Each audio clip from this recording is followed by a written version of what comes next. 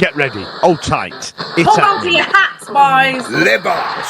Hello, good evening, and welcome to another episode of the Wednesday Week. A little bit old to you, but With that deep into Danny Roll, please don't clip that. Been truly horrific having this season away from home. I want goals. It was non-stop football, that wasn't it? How poor do we have to be before it's happened? How much blood from this stone does he have to get? For Wednesday Week!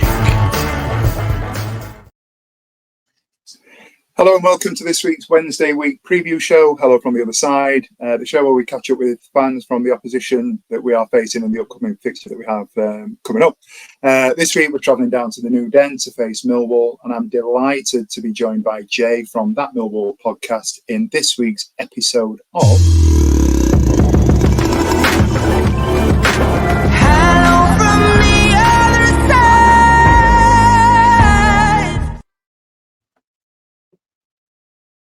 Opens up there, Jay. It goes one of two ways. We either absolutely love it or we absolutely hate it. What are your thoughts on the opening credits for the preview show? Love it, mate. Absolutely love it. I'm all for that major animation and all of that. I love that. We do something similar, so yeah, I'm all for it. Spot on. How's it going, mate? You okay? Yeah, very well. I'm sure we'll get into it. How I actually feel about the season, but yeah, sure. Up and down. Yeah. Okay, so before we get going in terms of this season, let's set the tone in terms of the feeling going into the year, into the new season. You finished 13th last year. Just give us a quick sort of overview as how the mood was, morale coming into finishing off the season last year, finishing mid-table basically. How do you think it went? Were you optimistic about things going into pre-season? Where did you think you were going to be going? Yeah, look, the way we ended the season was, in my opinion, and in many Millwall fans' opinions, nothing short of a miracle. Under the previous regime, under Edwards, we was down. I mean, we couldn't buy a win. It was really bad. And Neil Harris answered the call, club legend, to come in and essentially take Millwall to war. This wasn't about putting performances in terms of modern football or anything like that. This was going to war for 13 weeks to stay up, and there is no one better in Millwall history or Millwall folklore, if you like, that was able to take on that task than Neil Harris. He was in charge of Cambridge at the time, dropped that to come and help us out because he made a promise to a gentleman who's no longer with us, that if the club ever needed him, he would come back, and he did. And we ended it really, really well. You know, we went on a really good run. We beat Leicester at home. We had, big results. We had Sunderland away to end the season on 5 consecutive wins to ultimately finish 13th. When you look at it, it looks like we had an overall okay season. That's probably where Millwall looked to finish, just in the top half, possibly fighting for them playoff spots. But going into this season, there was optimism. Harris signed a 15-month contract when he took over, had 12 months coming into the season. He fully deserved it. I don't think everybody was on board with it in terms of Harris being the right man to lead us forward, but he deserved his shot because he kept us up. The financial implications of going down would have been a lot more drastic this season with the new deals that have been in place. But then we started the off-season quite poor. We sadly, rest in peace to him, lost our goalkeeper suddenly and unexpectedly, which again, for the second off season in a row, another tragedy at the club, as we lost our owner the season before. So that threw our transfer plans out. We had to then look for a goalkeeper. We lost a lot of loans, and we've just started, as of this week, the final week of the transfer window, as most clubs do, start to pick it up, and we're starting to see some players come in to give Harris some help, because ultimately we've noticed that that's probably where the issues lie at the moment. Yeah, it was horrible reading or seeing the information, the sort of situation to the goalkeeper there, and it's something you'd never wish to happen to a club or a person. No, that's right. That was absolutely awful. It was interesting to hear you talking about the sort of the end of the season, because you were down there for a bit with us, weren't you? We were, as a group, we were looking up and sort of thinking which of the teams are we going to be picking off if we're going to survive. And Millwall were in the conversation for a long period of time, sort of Easter going onwards, and then you went on that fantastic run, similar to us in many ways, and got yourself out.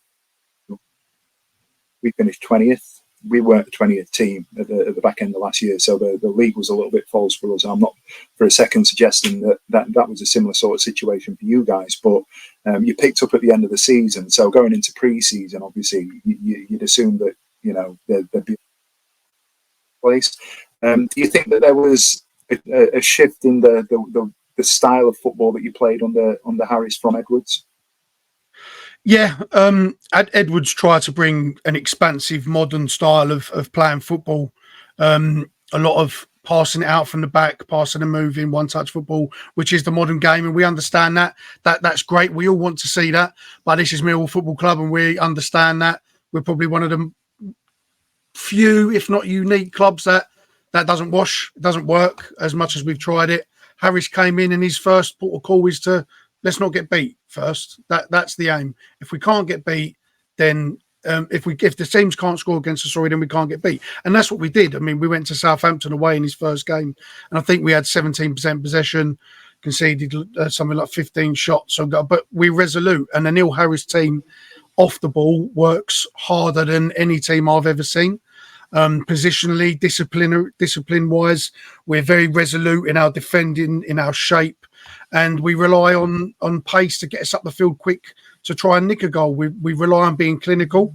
We rely on taking the very few chances that we get. But ultimately, Harris will set us up to not to lose, to work very hard, and he doesn't accept anything less. And that was really what turned it round, because we was really shaky at the back. We was conceding goals. We was losing games sloppily, and Harris had to fix that. And if you look at the back end of the table, with the likes of that you mentioned, Sheffield Wednesday, you put QPR in that bracket, Millwall, the table almost lopsided and was flipped on its head, because suddenly we would pick up our 3 points at Southampton away and think that's a fantastic result, that's going to benefit us. And then we'd look at the table, the results after, and Sheffield Wednesday, QPR, they picked up massive results. And it sort of was like we was all picking up results at the same time and wasn't actually feeling the benefit of getting that massive win away from home.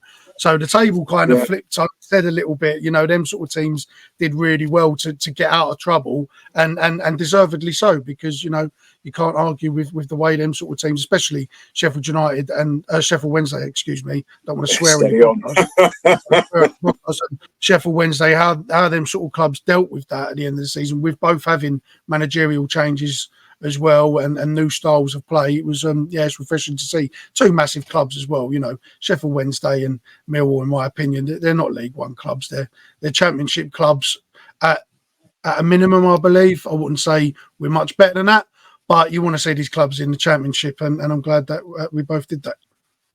Absolutely, and it was interesting hearing you say that, because we had the same sort of situation where we'd be every week, we'd win big, and it'd be right, that's the one. And the first thing you do is you jump on, how's everybody else done? And everybody would be backing against your Millwalls, your Plymouths, your Blackburns, and every other bleeding team won as well. So it was as you were. I think we got out of it with 2 weeks to spare, but our form had us, so it was playoff form minimum at the back end of the season. How was pre-season for you then?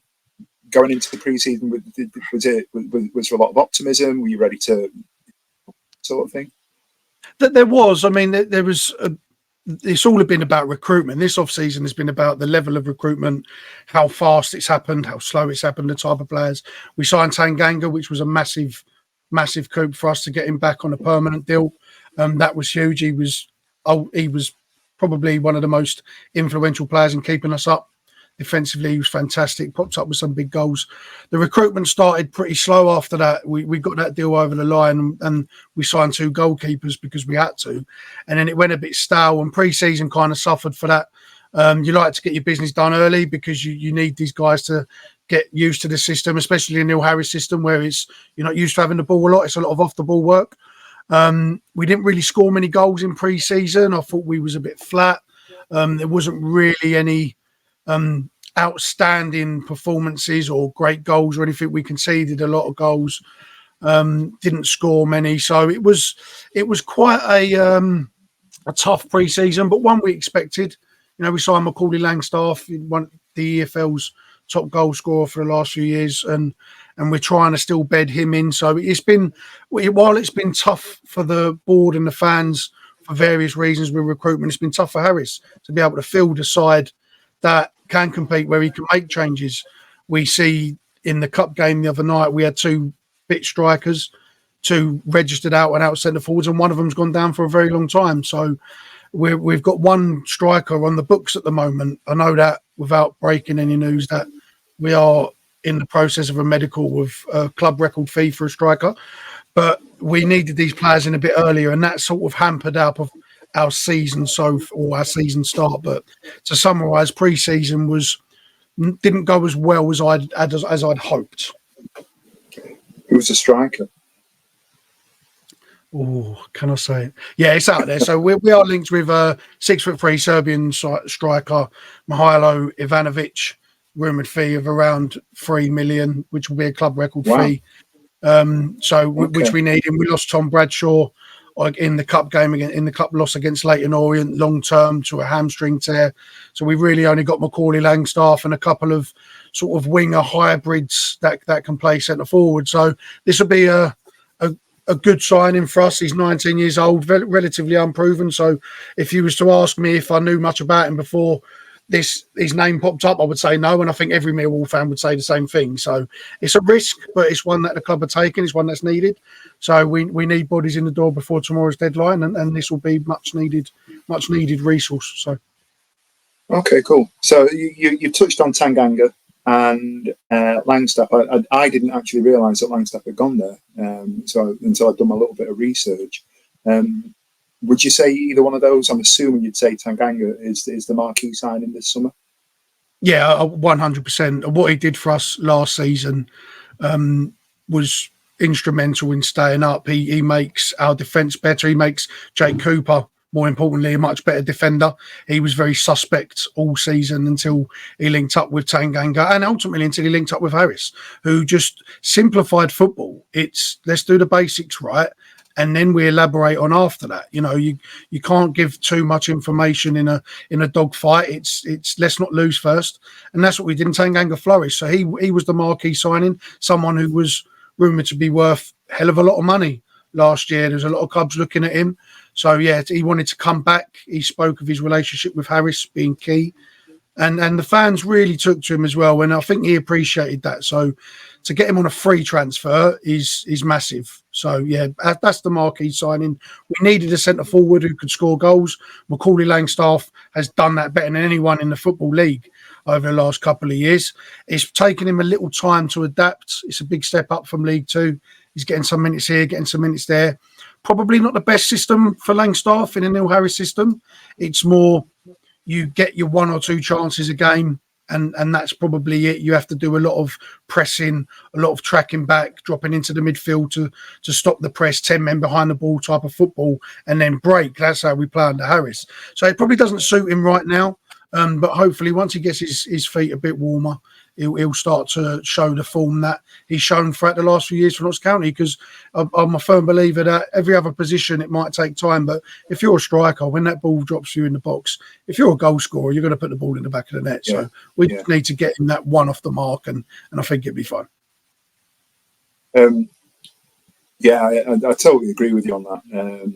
We've got a couple that we're waiting to sort of bed in ourselves, but and we've had a bit of a dodgy start. We flew out of the traps against Plymouth, but since then, Sunderland was a bit of a shock to the system, and we just got played off the park the other week against Leeds. How do you feel? Well, looking at your results here, they've not been much better than ours, to be fair. But how do you feel that you talk me through how you feel the season started for you? Pretty optimistic. I mean, the first game at Watford didn't win that game. We lost that game. We conceded direct from a corner, positionally from the goalkeeper, who was a new signing, big step up. He was in the wrong position on the free kick, and then a goal that was blatantly offside from a cross. Other than that, Watford didn't challenge us at all. They didn't put any shots on goal. We controlled the game, got back in the game at 2-2, and ultimately deserved to win the game. Hit the post, hit the crossbar. So that was a game that we definitely should have won. And then we go to Bristol City and we find ourselves behind 2-0 behind again, as we did, and we're thinking the writing's on the wall again, and then we pull it right back again. We go 2-2 straight after the break. We end up going 3-2 in front, and yet again it's lapse in judgment at the back. It's poor defensive play that let Bristol City back in, and they win the game. So 2 ultimately really good performances where we should have got 6 points, and then we go to Hull away. Pretty tough place to go. They've had a lot of turnover, lost probably 80 to 85% of their goals from last season in Philogen and other players. So to go there and get a point and ultimately a clean sheet as well is massive. But not many teams after 2 games score 5 goals and have no points to show for it. So it's been a bit of a glass half full start to the season because the performances have been there. We have played good football, so I'm pretty optimistic. I'm not going to let the first 2 games overshadow what have been good performances. I'm really interested to hear you say that because from the outside of looking in, you look at the league. I think you sit 22nd. One draw, 2 losses. We, the first game of the season, we were on Sky. We beat Plymouth 4-0. We beat Wayne Rooney's Plymouth 4-0, and all of a sudden we're going to win the league. And then you go to Sunderland, you're going to consolidate, or you're going to build on that first week. We go to Sunderland, first 5-10 minutes are absolutely brilliant. Before you know it, we're 3-0 down. Masters of our own demise, and we've just been shipping goals that have been weak, that have been soft. We talked earlier about the style of football. We are going to play that style of football where the goalkeeper will get the ball and we will be, 1 touch, 2 touch playing out from the back. We've got ball playing centre halves. Or a ball playing centre half. We've got lads that want to play through the thirds and get forward because that's what we've been conditioned to do. And we thought we were going to be last couple of games. It hasn't quite panned out like that. So I'm interested to see how we set up on Saturday because there's been a change in the style of play that we use. It hasn't been working for us. And when it didn't work for us at the back end of last season, we switched to a 3. We've stuck with the 4 at the moment. So it's going to be interesting. To see how things sort of line up on Saturday when we go down there. What are you expecting from us? I've sort of given you a little bit of a spoiler in terms of where we are. What are you expecting from us in terms of the team coming down there? Exactly what you just said there. The Danny Roll football team, maintain possession, spread it about quickly, get yourself up the field and pass yourself up the field. That's what I expect to see from a Danny Roll side, especially Danny Roll Sheffield Wednesday side. So a manager that I'm very, very fond of. A lot of people are very fond of. I think he's one of them managers that, you get them managers where people go, I just hate that manager for some reason. I think Danny Roll's the opposite. Everyone sort of really, for some reason, just likes Danny Roll. He comes across as quite a genuine guy. I see him at the Euros and, he's a tactician. You can tell he's very invested in the tactical side of the game. So, I expect Sheffield Wednesday to come and try and impose themselves, try to create a lot of chances, have possession, try and quiet the crowd down, draw us out, because we're going to set up to try and neutralise that. We're going to be resolute in our shape, in our discipline, in our defending, and we're going to try and hit you on the counter as Sheffield Wednesday try and get up the field. That's how I see it going. I think it'll be cagey to some extent based off of the last few results from both teams. I think that both teams will want to get a positive result. I don't think we're in a position where we can sort of throw the kitchen sink and be a bit more flamboyant and out there at the moment. Although it's only 4 games in, you don't want to go into the international break with 1 win or just a draw, or finding yourself in a bit of bother already down the bottom end of the table. So I expect a cagey affair, but I expect Sheffield Wednesday to dominate possession, dominate the range of attack in the final third, and for us to try and neutralise that defensively. Yeah, I'd agree with you. I'd totally agree with you. We certainly, after the last 2 games that we played, we're looking for a reaction going down there. I'd hate to think, as much as the positivity has been around the club, there's been 1 or 2 noises made, certainly after losing on Friday against Leeds, that this style of football isn't necessarily what we want to see. We don't have the players to play it, should I say. That's probably a more accurate way of saying it. And whilst people aren't necessarily negative towards Rule, the way that we're playing hasn't been that tempo that he has shown at times hasn't necessarily been there. I was at Grimsby on Tuesday. We went 1-0 down, and we played a very much sort of second string side. But the atmosphere in the first half weren't great. But then he's changed a couple of bits. I think he's given a little bit of a talking to at half time. They come out second half and we've just geared up. We scored 5 in the second half. And it's that second half performance and that increase in tempo that we're hoping, as you just said, you're expecting us to get through the thirds and up the pitch quickly. That's what we want to see. It hasn't quite been there for the first few games since the Plymouth game. So I'm interested to see what Sheffield Wednesday turns up on Saturday. Players-wise, we've talked about Tanganga, we've talked about Langstaff. Is there anybody else that, for the Wednesdayites that are listening to this, is there anybody else that we need to be looking out for, that we worry about, somebody that you think is potentially a match winner for Millwall? Yeah, I mean, I fully expect Zian Fleming to come back into the side. He's been injured, hasn't played this season so far. I believe that he's probably been knocking on the door to play this Saturday. I think he will play. I hope he will play. He's our top goal scorer last season, top assists. He averages 11 goals a season in his first 2 years. And he's our out-and-out number 10, and he creates for us and he scores goals. He's big, he's physical, and he causes a lot of problems. So I expect Zian Fleming to be that type of player that Sheffield Wednesday will want to try and neutralise. Also, a youngster player that we've got, someone that's come through the ranks that started the season really well, Romain Esse. Young boy, just signed a long-term deal today, just before we went on air. We've tied him down. He's got himself into the first team. Very attacking-minded. Reminds me a bit of a young Saka on that right-hand side, an inverted wide man. Not a winger as such, but someone who likes to drift inside on his left foot. Great left foot. Scored a couple of goals already this season, and he can make something happen. He's got quick feet inside the box. So I'd look at Esse and Zian, if Zian plays, to be the two that will cause the problems that we have. And then a special mention, I think, to Duncan Watmore, who started the season on fire. He scored 3 goals in 2 games. Should have had a hat-trick against Watford. Probably missed the easier chance of the 2 goals that he scored. And he started really, really well, getting himself into good positions, finding the pass that he didn't find last year. And he's already 1 goal away from equaling his tally from last year. So they're the 3 players that I would look at. The 2, Esse and Watmore, have probably been the best of the bunch, and Zian coming back from injury for his first game has caused everyone problems in this league. So I expect they're the 3 that you should watch out for. And defensively, Tanganga, obviously, and probably Ryan Leonard at right back has been probably, in my opinion, one of the best right backs in the league. A converted central midfielder, converted to right back, and won our Player of the Year last year. And yeah, he's been a staymate there, and he's very, very solid. So they're the players I'd look out for if I was Sheffield Wednesday. Listening to that, we're not playing a 22nd team. We're playing a team at the top of the league. You would like to think if 1 or 2 shots either side, or Zian playing in the first 2, and we could be sitting here with 6 points and 7 points, instead of 1. But that's sliding door.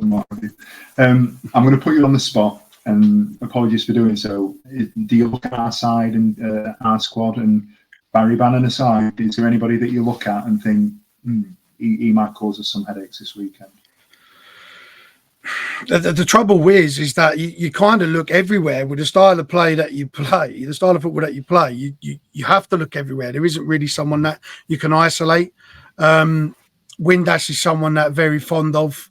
I'm not sure if he gets much time with you now. He's someone that I think is a game changer. And then other than that, the guy you had last year, we looked at, the centre forward, is it Ugbo, I believe his name is? Yeah. Problem, big problem he was. So Windass, bless his heart, he signed a new contract pre-season. I'd say maybe 4 or 5 weeks before we started. Has come in. There were rumours of him moving on sort of thing, but he's come in, hit the ground running against Plymouth. And then an absolute shocker against Sunderland. He was culpable for the first 3 goals and ran off the pitch on 54 minutes, I think it was, knowing that he'd have a bit of a mare. And we do respect, because I like Windass. If you look at the pivotal moments in Sheffield history of the last 3 years, he's been there. The playoff finals, the goals that kept us up last year. He's much maligned at the moment because of he can disappear at times, but he's a big game player. So it wouldn't surprise me to see him starting again on Saturday. I think Daniel will persevere with him. In terms of Ugbo, we chased, and it was it was only late on that we managed to get him the line, and because of that, he's not started the game, and he's come into sort of poor situations when we were behind at Sunderland, when we were behind at Leeds. Grimsby the other night and got an hour. I think that was always the plan, to get him up to speed, and he scored the first goal. If he starts on Saturday, I think he's going to offer something different than Jamal Lowe will. Yeah, he's a problem. Jamal Lowe moving out. Yeah. He's a problem. I mean, I would say Jamal Lowe, but we know all about Jamal Lowe. I'm not Jamal Lowe's biggest fan. We have tried to sign him a couple of times down at Millwall. He's rejected us a couple of times as well. But Ugbo for me he's just such a handful. On his day, he can destroy a defence. So he's the one that I'm really worried about. I hope and I do expect Tanganga to give him more than a run for his money. So it will be a good battle. That's probably the battle of the day, Ugbo and Tanganga for me. Yeah, looking forward to seeing that. Looking forward to it. Okay, mate. Final question. I'm going to trouble you for a prediction. How do you think it's going to play out on Saturday? Based on the results that have happened so far, and as like you said about trying to get a result, I don't think Danny Rowe or Sheffield Wednesday could think of one of the worst places to go to try and get that at the Den, especially in a Neil Harris side that is also reeling, also trying to pick up well-needed first win of the season. The Den's going to be rocking. It's a difficult place to go at the best of times. Harris's record at the Den speaks for itself. It's a very tough place to come in this division. And just based on, I'm not trying to have some Millwall bias here, but I think we'll nick the game. I think it'll be very cagey. I think that it won't be pretty football at all. And I think we'll shithouse a 1-0 win late on. I just can't see the way that it's gone for both teams at the moment, both reeling. Put it this way, if this was a reverse fixture and we're playing this at your ground, it would be the same result, just the opposite way round. I'm purely putting it down to form and the fact that home advantage and how we are at the Den will give us the advantage in that, because there isn't really much to start the season to differentiate from the two teams. You know, we both scored a similar amount of goals. We both conceded quite a fair few amount in our opening games that are unexpected of both teams. So yeah, it's going to be a pretty cagey affair, but only on home advantage, nothing on else. I'm a big Danny Rowe fan, but home advantage is the only reason that I'm going to chop this up to a very sneaky Millwall win. I'm going to resist the temptation to go opposite. I'm not going to agree with you. I can't do it. I'm the most pragmatic person on our podcast. I'm going to stump for a 1-1 for a lot of the reasons that you've just sort of pointed out there. But I just think that Danny will set us up to have some sort of reaction, and I think we will take a draw to stop the rot. And people listening to this in their cars on the way down to Millwall on Saturday are probably going to be calling me a pig to a dog. But I don't think a draw on Saturday. I think we both would. Yeah, I think we both would. Hey, it's been absolutely brilliant talking to you, and I'm really looking forward to the game on Saturday. I appreciate it. And before you go, want to give us any plugs in terms of your socials or anything like that? Just follow that Millwall. I'm part of that Millwall podcast. We do exactly the same content as well. So yeah, jump on that. And just for the record, I'm actually hosting one of your guys as well, as we spoke about earlier, on the Fantasy EFL show to discuss fantasy football and a Q&A on all things Sheffield Wednesday. So I'll be doing this again shortly this evening. But no, look, I appreciate it. Thanks very much for having me. It's been a great show, and I wish you all safe travels down to the Den on Saturday. Jay, brilliant, mate. And in no way, shape or form am I going to sort of take this opportunity to point out that the Wednesday week EFL League is currently being led by a certain me, who's sitting there 6-7 points clear. So we will put up on our socials all the links to the show that Dan Fudge is going to be on at the time of recording now in about half an hour. Jay's doing double shift for the Wednesday week, so cheers for that, mate. On behalf of Wednesday week, we'll see you later. Get ready. Hold tight. It's Hold on to your hats, boys. Hello, good evening, and welcome to another episode of the Wednesday Week. A little bit old to you, but We're that deep into Danny Rowe. Please don't. Clip that being truly horrific having the season away from home. I want goals! It was nice to have football back, wasn't it? How poor do we have to be before it's happening? How much blood from this stone does he have to get?